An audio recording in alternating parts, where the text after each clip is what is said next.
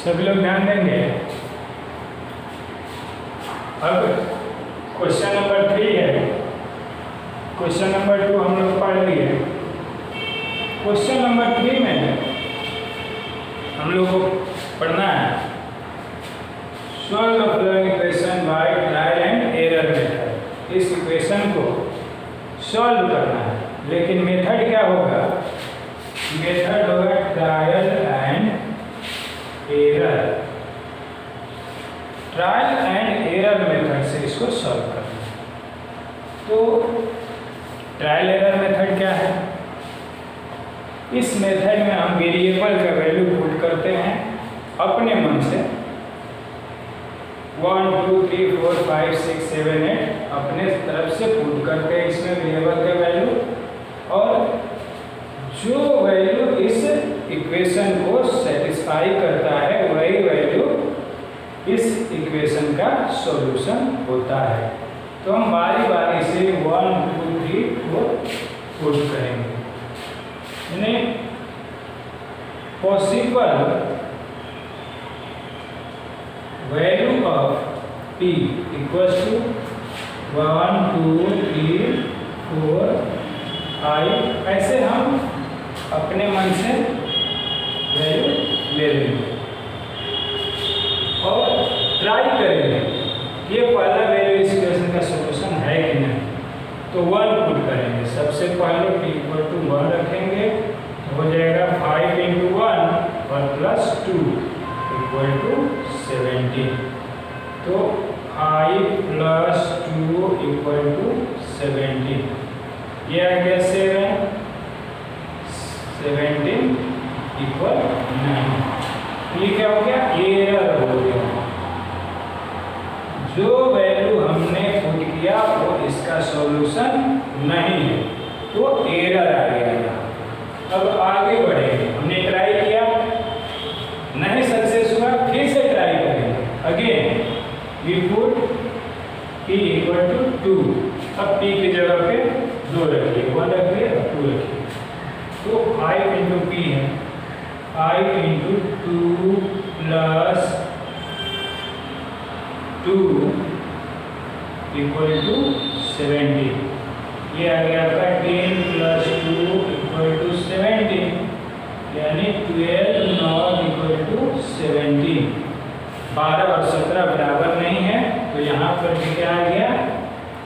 Error हो गया।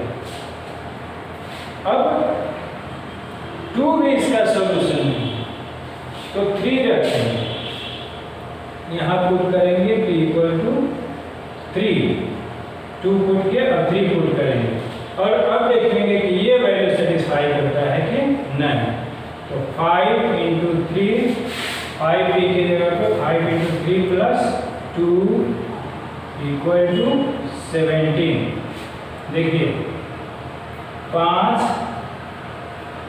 5 3 = 15 और प्लस 2 इक्वल टू 17, यानी 17 इक्वल टू 17।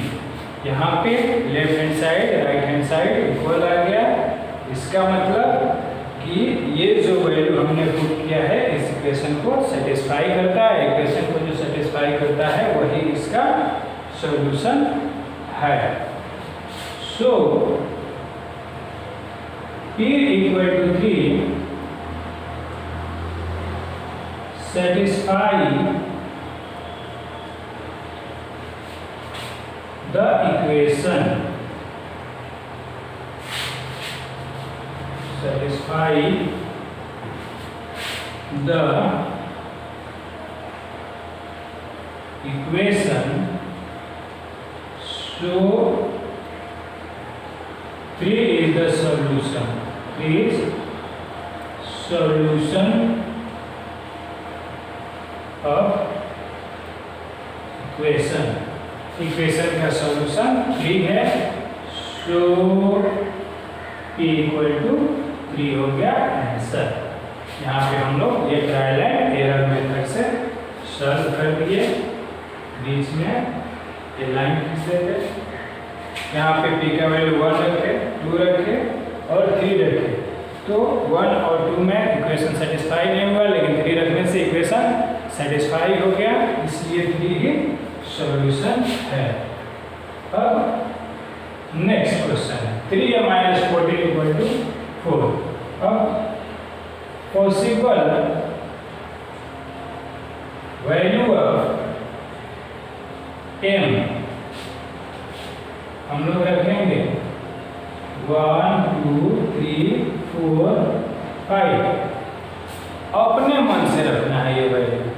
पॉसिबल वैल्यू 1 2 3 4 5 6 7 8 कुछ भी रखिए, निगेटिव वैल्यू ले सकते हैं, लेकिन वो वैल्यू जब तक इक्वेशन को सेटिस्फाई नहीं करेगा तब तक इसको हम इसका सॉल्यूशन नहीं कहेंगे। तो अगर हम 1 रखते हैं यहाँ पे m = 1 तो हो जाएगा 3 × 1 - 14 = 4। 3 - 14 = 4 यानी -11 नॉट इक्वल टू, ये हो गया एरर, सेटिस्फाई नहीं कर रहा है। आगे 2 रखेंगे, m का वैल्यू जब 2 रखिए तो हो जाएगा 3 × 2 - 14 = 4। तो 6 - 14 = 14 यानी -8 नॉट इक्वल टू 14। ये भी एरर हो गया, ये भी सक्सेस नहीं होगा। तब अब दूसरा वैल्यू रखिए,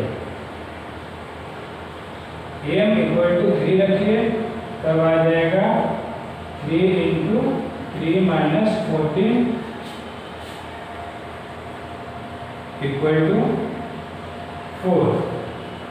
9 - 14 = 4 -5 नॉट इक्वल टू 4, ये भी एरर है, ये 3 भी सेटिस्फाई नहीं कर रहा। तब m का वैल्यू 4 रखिए, तो 3 × 4 - 14 = 4। 12 - 14 = 4 -2 नॉट इक्वल टू 4। यहाँ दिया गया एरर।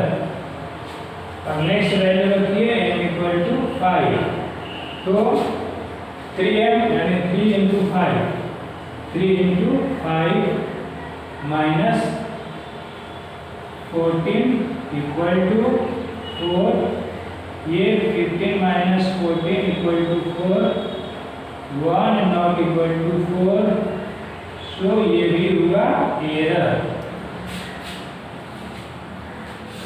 4 रखने से नहीं हुआ, 5 रखने से नहीं हुआ सेटिस्फाई। अब क्या रखिएगा, m का वैल्यू रखिए 6, तो हो जाएगा 3 × 6 - 14 = 4 यानी 18 - 14 = 4। ये आ जाएगा 4 = 4। यहाँ पे इक्वेशन सेटिस्फाई हो रहा है। सो m = 6, ये होगा आंसर।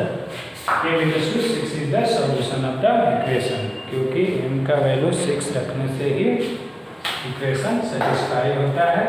इस तरह का जो भी क्वेश्चन होगा आप लोग सॉल्व कर लेंगे। धन्यवाद।